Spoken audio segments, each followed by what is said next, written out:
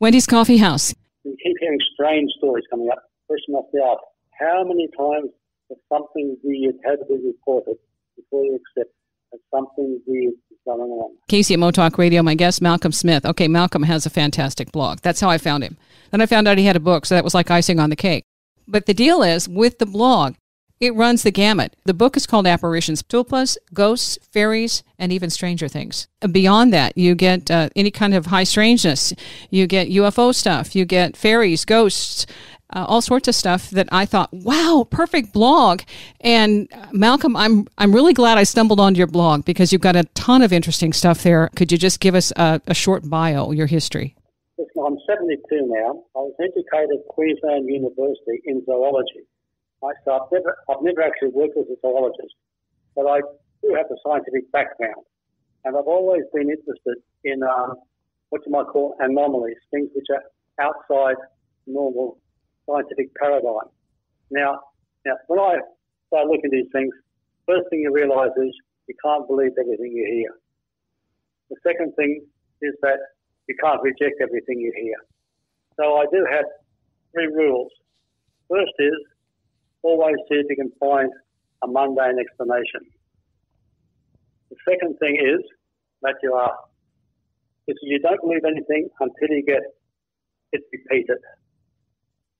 One weird story might be, who knows, a lie, a mistake. Second one, you start to think there might be something in it. The third point is, don't throw away anything. Occasionally you'll get something that looks really weird. So what you do is you don't believe it, you put it in your file, and if it is a load of rubbish, it'll just sit there in the file and nothing will happen. But it may be an example of some unusual, rare phenomenon, in which case, bit by bit, a second report will come in, and you'll start to see evidence building up. So when I wrote this blog, my intention was to rescue these stories which may have got lost because they're squirreled away in unusual magazines or books that people don't read, etc. And then eventually a pattern will emerge. And I started to find, in the particular book I'm talking about, Apparitions, a pattern emerging, which I thought it'd be an idea to put into a book and see what people could think about it. I like that. I also like you don't rule anything out. You kind of try to stay objective and then wait to see if there's a pattern. Some of the things that I've done in my own looking into this research, it didn't make sense to me until I realized other people were having similar experiences. It isn't something that you are automatically going to discover because not everyone documents this. I mean, some people don't share their experiences because they think they're weird and they don't want other people to look down on them. So you stumble across something that they share in confidence and say, oh my gosh, this is similar and there is a pattern and there is a trend. Did you have experiences of any of this as a kid? I feel left out. I had none of these experiences at all. I like the way you say, I feel left out. I do know once my mother had a premonition. That's about it. I come from a totally unpsychic family. I can think of some families which had some very interesting experiences, obviously run them because they can see things which other people don't. I might talk about that later.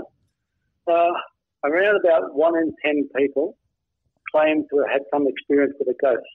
Now, whether they did or not is another matter, right? So it doesn't matter whether it's 1 in 10 or 1 in 100. If one that happened, it's just another event. And so this is another point you have to think about. It's the accumulation of evidence.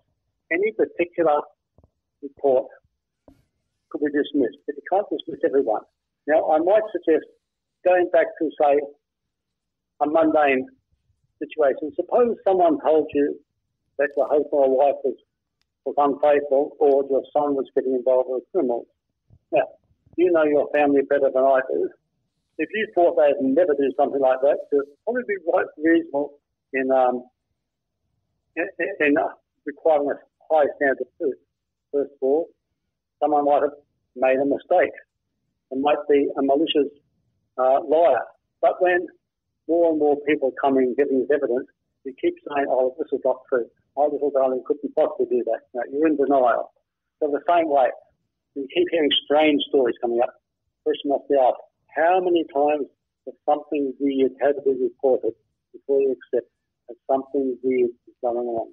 Yeah, that's like the UFO thing that is denial, except, oh, yeah, it's real. Okay. The point is this. You hear something, you think, that's not, could be possible. And so the evidence never accumulates. Yeah, the stories begin to be retold, and consistently the same or similar story is shared and told, and eventually it's like, okay, there has to be something to this. You cover across the board, because I went into your author file on Amazon, and the other books that you have are Bunyips and Bigfoot, The Truth About Bunyips, also The Forgotten Sea Serpents, Australian Sea Serpents, which, do they have an accent? Is that the difference? The third one, I told you, I was trained in zoology, so mystery animals is something which I find interesting. Australian sea serpents, I discovered that the Australian newspapers have been digitalised up to around about 1955 on a thing called Trove. So all I had to do was type in the search engine on it and see what came up. Of course, there was a particular ship called the sea serpent which came up all the time. I always wished I could see a headline saying sea serpent, sea serpent, but what I discovered was there are a tremendous lot of reports which hadn't got into books because the original researchers had not discovered them. Mm-hmm. I thought, I could write a book about this. I did. And not only that, but the Australian newspapers have a whole lot of reports on overseas, which nobody had ever, no other researchers found it. So I thought I'd write another one called Forgotten Sea Serpents Around the World. It takes somebody like you, you're fastidious, okay? You try to document and corroborate what you're saying and what you're sharing with multiple reports. So that, it's tenacity, all right? You're sticking with it. You're trying to do a higher level of research to gather more evidence and basically more facts to give people a chance to at least consider that there is something to these stories. So that's what I find compelling about your work. Well, that's right. Now, this is what they call Fortean. Charles Fort wrote a series of books collecting all this weird information. The rule has always been a true Fortean always documents everything. In this book, Apparitions, there are 213 endnotes. A lot of information can actually be found on the internet because a lot of the old books have been archived on the internet. There was a woman called Mrs. Crow who wrote a book called The Night Side of History. I quote that, not The Night Side of Nature, sorry, which is all about ghosts. Now, she didn't obviously document as many, didn't properly document them, but I managed to cull out of it stories which had been told to her by people she knew. Right? Mm-hmm. There was a book called Phantasms of the Living, 3-volume one, by the Society for Psychic Research. And basically it was ghosts, but not only ghosts, also apparitions of living people. And this is what would happen. Suppose A claimed that he saw a vision or something of B having an injury.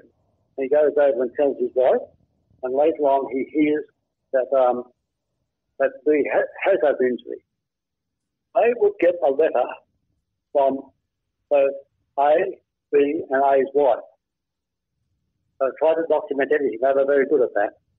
So I referred to quite a few of those cases there. Now, another thing you might think, suppose you saw something really, really weird. Who would you tell? I found that people who do see things weird often are prepared to talk to any sort of organisation which accepts weird stories, even if there's nothing to do with them. In the old days, people would, before the internet, you couldn't find them years about. There's always look up a phone book to buy flying saucer or ufologists. So ufologists have a tendency to acquire strange stories which didn't have to involve UFOs. To give you an example, right? There was a letter was sent into a flying saucer review in 1980 by a woman. She talked about what happened to her pen friend in the 1930s when she was 8. She happened to find a little man just a few inches high being caught in a drain, which he picked it up and showed the people and eventually let it loose. And this sounds really, really weird, but that was in Cincinnati in the 1930s. Now you have a case in Argentina. 2016, a woman called Teresa went over to the local ufologist and told something which had been haunting her ever since 1968. She'd been a girl, and she found a little nugget in a puddle of water, struggling from the water. She picked it up. And it wriggled. This is from the book, by the way. Eventually, he showed it to a friend of hers, and he took it off her. She was most upset with that. Now, the point is this. These stories sound utterly fantastic, but they come from two different parts of the world, Cincinnati and Argentina, and they're totally unrelated to each other. People didn't even speak the same language. They knew nothing about it. What do you think? Again, my guest, Mahakam Smith, and the book, Apparitions, Tulpas, Ghosts, Fairies, and Even Stranger Things. They're really strange when we come back. Wendy's Coffee House. Baron Gill's wife, when she was a teenager, she saw a little man about 3 feet high sitting in a hedge too, scared the living daylights out of her. Now, he and her family were obviously sensitive in that sense, but what are they seeing? Mahakam Smith, Wendy's Coffee House. The blog is Malcolm's Musings, Anomalies, and this is on Blogspot. So anybody who wants to check you out can immediately sign on to the blog. If you do a Google search of Malcolm's Musings, most of them on the front page will be one of those blogs. Excellent. Okay. So with this, I wanted to ask you, I've had a really, really unusual experience with what I consider to be fairies out in the yard. And I had no intention of doing anything like that or, not even knowing what to expect. I'm out doing some gardening, weeding, and all of a sudden I hear these little voices. And it's a sing chant, and it's saying, "These are the voices, Mother, bring the wine that we might drink." And they're right beside me. I don't see anything. I just am aware of this little chant. And the clouds, I'm kind of along the line of a storm, and the clouds are above me, and they come just a little bit south, this cloud storm line, a little bit over my yard, and it sprinkles for just a few minutes, and then it stops. When it stopped, the voices stopped, but it was like that's all they needed with the little sprinkles. I was just astounded, for one thing, that I heard it, and that it was... Again, when something like that happens, there's not a lot of places to go with it. You just kind of file it back and say, wow, and then try and find other stories. All of a sudden I'm looking, okay, I want to read Janet Board. I want to find out more about these fairy stories. You include some fairy stories in your book. This was the thing which made me decide to write the book. Now, 10 years ago, I'd say I don't believe in fairies. I still don't believe in fairies because, I have read all about the folklore of fairies, and I don't think you should actually say the things you see are fairies. You say that, they're talking about magical beings, time lapses, all the strange ideas you get from the folklore. The way I said this is, do you believe in dragons? Well, the little insect, the game of lizard lives outside my yard is called a bearded dragon. We've just used that word for taking the word dragon from a folkloric idea, right? Mm-hmm. Same thing. You see some of these strange things, you probably say it's a fairy, but what is it? I don't know. So I'll just give you an example. You probably know that hymn, Onward Christian Soldiers. It was written by Reverend Barry Gill. Now, he was in the Victorian area. He was not just a famous clergyman.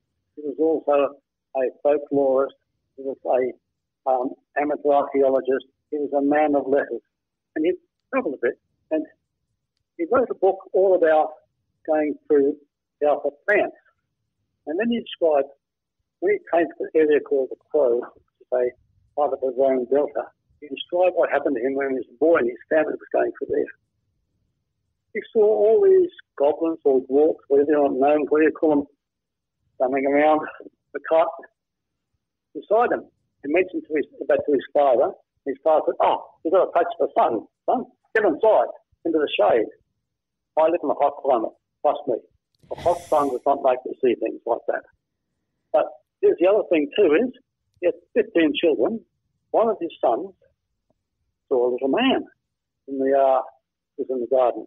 So he went over and told his big brother, and his big brother came in and said, guess what so-and-so saw? And he described it.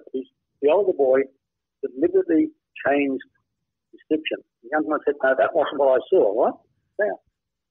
Now, not only that, but Barry Gill's wife, when she was a teenager, she saw a little man about 3 feet high sitting in a hedge too, scared the living daylights out of her. Now, he and her family were obviously sensitive in that sense, but what are they seeing? Mm-hmm. And bear in mind, there's every good reason why he would just invent a story like this and stick it in the middle of a book all about the south of France. How do you explain that? I can't explain it. That's the point. I can't explain it. I can just record it. But I found a lot of other strange stories, and it seems to me people have seen a lot of bizarre things. If they happen to be in the shape of small human beings, you say, oh, that's part of our folklore, elves or fairies. But they see a lot of other strange things as well. It seems to me that there is, what you might say, a immaterial world around us, which only on very rare occasions do we see it. Now, give an example. Shelley Winters, she was a film star. This is an old lady. She was on a radio program, and she told about what happened when she was younger.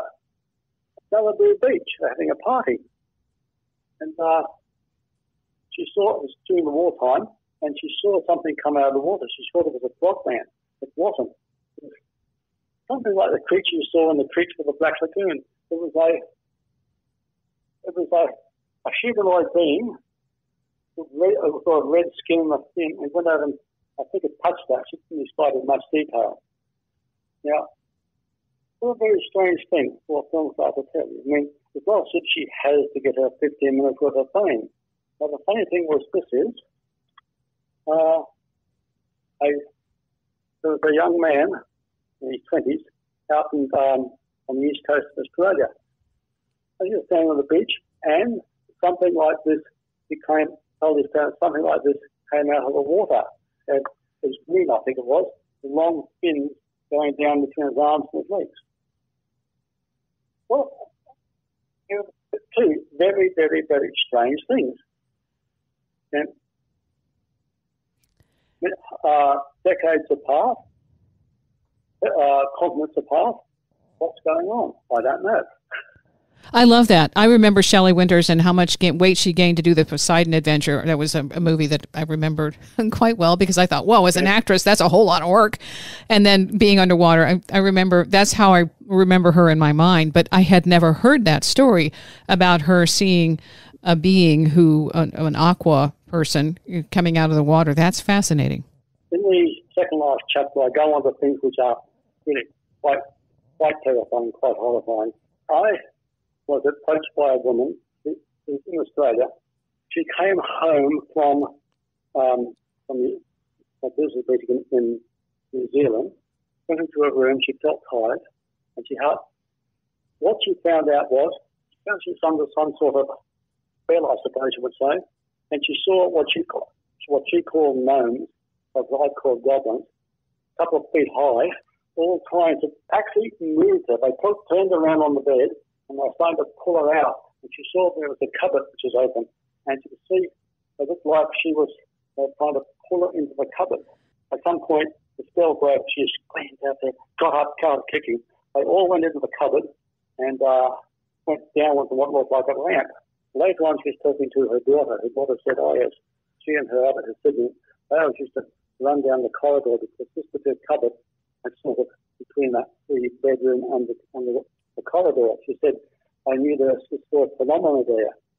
Now, this woman seems to be telling me exactly the same story without any sort of elaboration. She told it to the Queensland Flying Saucer Organisation. She wrote to Fortean Times about it. And finally, she happened to find a minor blogger who happened to be a countryman who took this serious, so she contacted me. Now, once more, this sounds really, really weird. Malcolm Smith and Apparitions, Tulpas, Ghosts, Fairies, and even Stranger Things. Wendy's Coffee House. Malcolm Smith is a Fortean researcher. This is the book Apparitions, Tulpas, Ghosts, Fairies, and Even Stranger Things. The beginning chapter, there's, when you check out Amazon and the preview chapter, the stories in there had to do with apparitions that are of people who are still living. That makes you wonder about your reality, because when you see someone who is, in front of you and appears fully physical, and then you realize as you turn to talk or try to shake their hand or something, then they just completely disappear and find out they weren't there at all and don't even have any memory of having that contact. It really points out that our reality is a lot more unusual than we are trained to observe or to believe. As I said, how often does this happen? And can you use it as an excuse if your spouse or your boss hears a story that you've been seen where you weren't supposed to be? The really interesting thing is this is what happens when the living person you see happens to be yourself. And don't forget, when you meet yourself coming around the corner, it is rather weird. Now, you have to think, what is going on here? Now, in the first section, I talk about what do I call induced hallucinations. A fellow called Harry Wright, he used to go around the world investigating witchcraft. He went to a festival in Dahomey in West Africa where they summoned up phantom leopards. And, the natives were seeing the leopards and he couldn't see them, and then he did see them. So what is happening? Somehow there's been induced hallucination. The way you describe it is it's very real. There was somebody there who said, "Get out of the way so you don't touch the leopard," or it wasn't a joke. Yeah. Now, there was an anthropologist called Alexandra David. She did a lot of study going through Tibet, and she was one of these people who got herself immersed in the culture of the place. But she was very definite about this. She only wrote about what she had seen. She didn't accept anything that other people told her. And the Tibetans, I think, idea called a tulpa. Is what read the book. The subtitle of the book is Tulpas, Ghosts, Fairies, and Even Stranger Things. The tulpa was a thought form. There was a Tibetan. He was a painter of the various wrathful deities, and she actually came over towards him, and she saw one of these things there, and she went over and sort of put a hand to it, and the hand sort of went through it like mist. Now, the man himself later hadn't seen it, but she had. And she thought, what is going on? And there were a number of other cases where she thought she had seen the tulpas of other people. So she thought she would try to do this herself. Now, it takes a lot of mental exercises. But she decided to invent something she knew wasn't there, which is perhaps a little trumpet or month. And she could basically get this. She was able to produce her own hallucination. I wouldn't really suggest you try this. Basically, you find this monk moving around, and it actually took on a life of its own. Now, of course, you say this is obviously a function of her subconscious, abnormal psychology. But one day, somebody else came into a tent and saw the monk as well. Now, what does that say? Somehow or other, she had produced apparition. The people who are adepts, and I believe that the Tibetans are, you don't always get the rules of the game. Hers went from a jolly little monk to more of a nefarious annoyance, and she had to get rid of it. There's a thing called automatic writing. With automatic writing, I would suggest you to try this, because you're really only communicating with your subconscious. People think they're communicating with spirits. You're communicating with your subconscious. People put a pen on their hands, or sort of a list there, and they just talk about something else. Eventually they go to move. And ultimately, you can get a secondary personality coming out of your mind and writing books. Some people wouldn't hold books like this.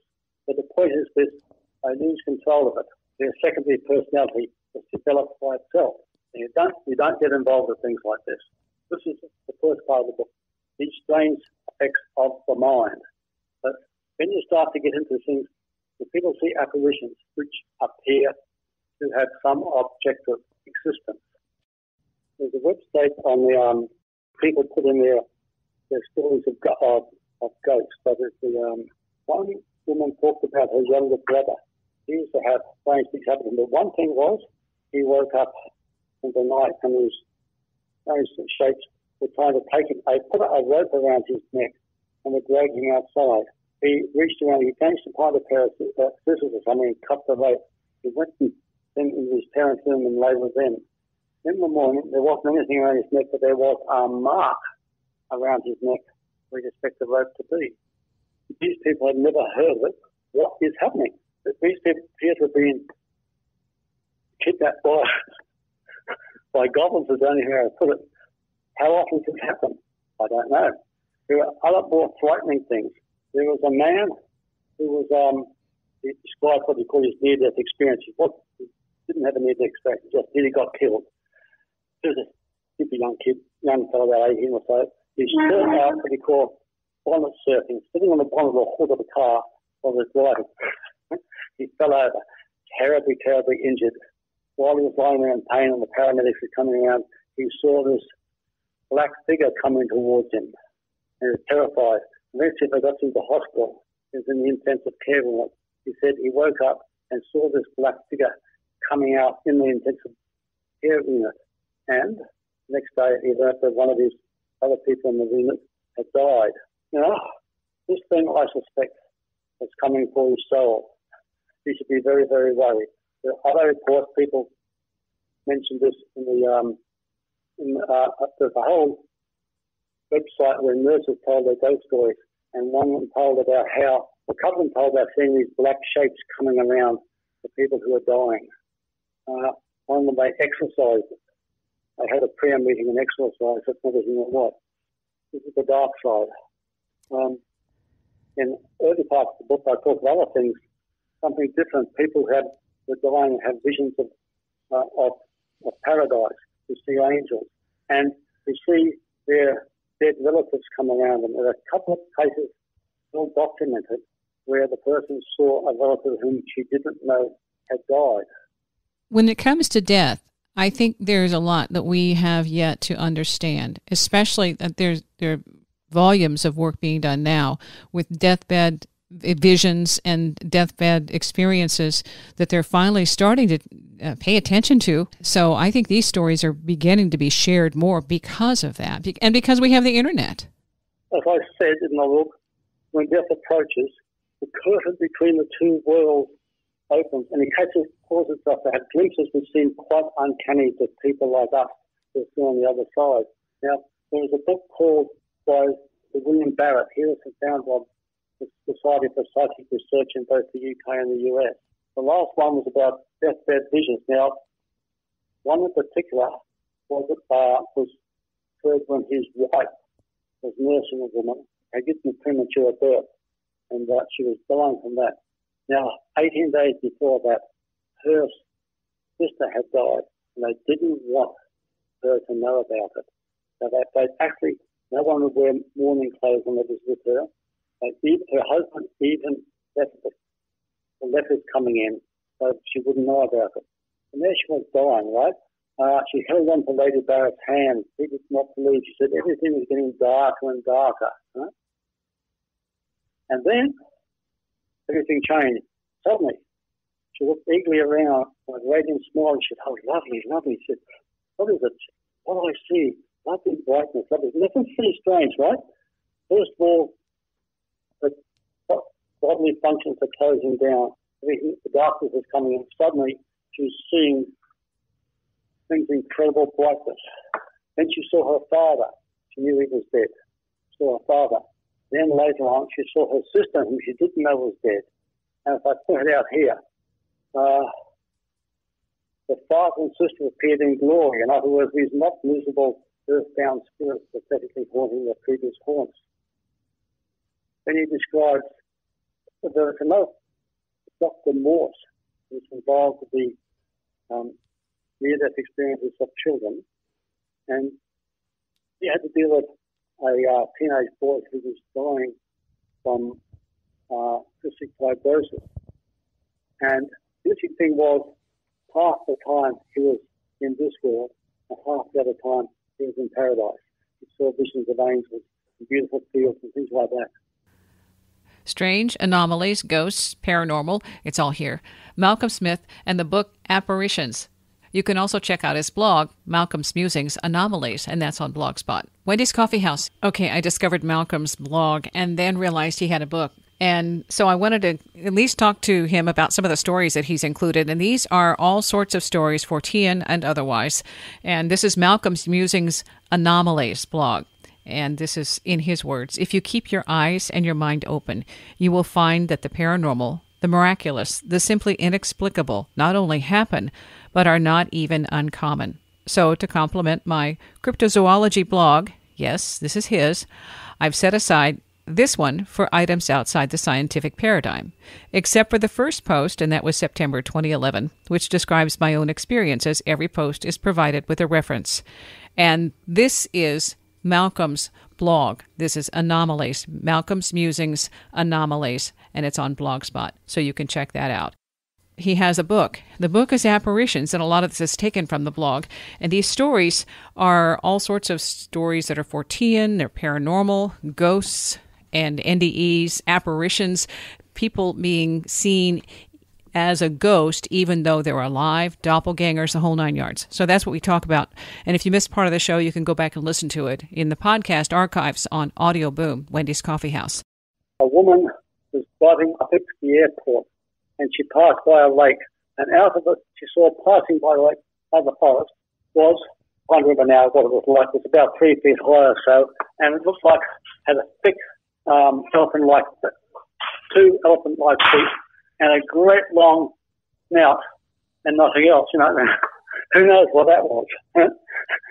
Malcolm Smith is my guest, and continuing with our interview. You know, no matter what the story is, each person has a unique account that changes them and changes the people around them. And that's, for me, that's really what's the most important part, because as you share your story, you cause other people to question their own reality. And it doesn't mean they're going to have the similar or the same experience, but it means they don't, I think, they don't disbelieve as easily because they know somebody that they care about who has given them a window into a greater reality. When Weirdness Came to Sydney, this is from the blog. The title was When Weirdness Came to Sydney. You remember that one? Oh, that was, yes. I haven't got my blog in front of me. It was in the 1960s. And a woman was driving up to the airport, and she passed by a lake. And out of it, she saw passing by the forest was, I can't remember now what it was like, it was about 3 feet high or so, and it looked like it had a thick elephant-like, 2 elephant-like feet, and a great long snout, and nothing else, you know. Who knows what that was? Wow. Why would someone just bring up the newspaper and tell a fantastic story like that? Yeah, you kind of wonder, okay, when you're talking about Fortean stuff, this is when you get into the cryptids and all the weird flying, running, crawling creepies that people say they see, and there's really no way to corroborate that. No. I was going to say, the Native Americans in the United States have a being called a skinwalker. And if you read those stories, they're pretty frightening. One of these things is where you get a combination of folklore and genuine experiences. They all get mixed up together. The same thing, for example, those strange, those little men which Reverend Baring Gould and his family saw, you'd immediately say they're fairies, right? Because we've got a folklore about that. But are they? You know, when you see a strange thing come out of the water, you've no really idea of what it might be, no reference to it. The people might try to say it's some sort of merfolk or something. And there are a whole lot of legends and weird encounters, and they get mixed together in stories. You never know exactly where to draw the line, because people often interpret things the way society thinks they ought to interpret it. The labels. It's like you have to go with what's out there, especially if you don't know how to define or describe what you saw. Like when I told you earlier about being the fairies, I don't know what those fairies look like or those beings look like. The only word I could come up with, because they were all singing, to me it was like fairies, but they could have been gnomes, they could have been little people, That's the problem we have. It could have been nothing. It could have been nothing. It's just that it was a song that I didn't make up. That's right. Yeah. So that's part of it, trying to tell these stories. When it's a personal experience, you just have to go with, I know what I heard, I know what I felt, I know what I saw. It was extraordinary and completely out of the norm of my regular experiences. And I don't know who else to talk to except somebody who writes a book about things that I'm assuming are similar to my encounter. I will mention this since we talk about the book. The name is Malcolm Smith, and the book is Apparitions. It costs $12.50 US. You can order it from Amazon, and if you're into Kindle, which is really good, it costs you $3.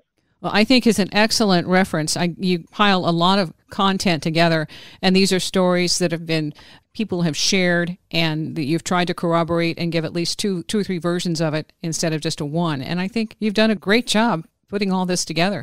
I also love your blog. So Malcolm's Anomalies blogspot is the site for that. I hope you enjoy it. If you read the book, which I hope you do enjoy, I hope you'll look at it skeptically, but take it seriously, which is how I take all these things. Okay, we'll keep writing. Thank you. Turns out there's no lack of strange, and maybe it's more common than we've been led to believe, especially when there are more stories to corroborate, like an event you think is a one-off, and then you find out somebody on the opposite side of the planet experienced the very same thing. Again, Malcolm's book is Apparitions, Tulpas, Ghosts, Fairies, and Even Stranger Things, available on Amazon. And you can check out the blog, Malcolm's Musings, Anomalies. Here are some titles: The Dream That Led to Murder, A Famous Family's Fairies, and The Pixie on the Plane. If you're new to the show, this is a recap of some of the shows in the archives, Wendy's Coffee House on Audio Boom. The people that come and train with me are from all walks of life, all ages, all religions, and they come in with that one part of themselves that they haven't developed yet, which is, they are intuitive, but they want to know how to use it practically. One of the original Stargate remote viewers, Angela Thompson-Smith, UFO Watchtower owner, that's in Hooper, Colorado, said that the Navy came out and investigated her property. And she said the report they issued to her included a phrase, quote, non-human intelligence, not from this world. In the New York Times, included in the article about UFOs, off-world vehicles, not made of this earth. And then there's Artie Six Killer Clark, documenting Native American Indians and their encounters with star people. He was camped near a lake, and he said, so I'm sure my presence there was a surprise to them because they weren't expecting to see anybody there. He had gone into the trees and kind of hidden himself and watched them take this water.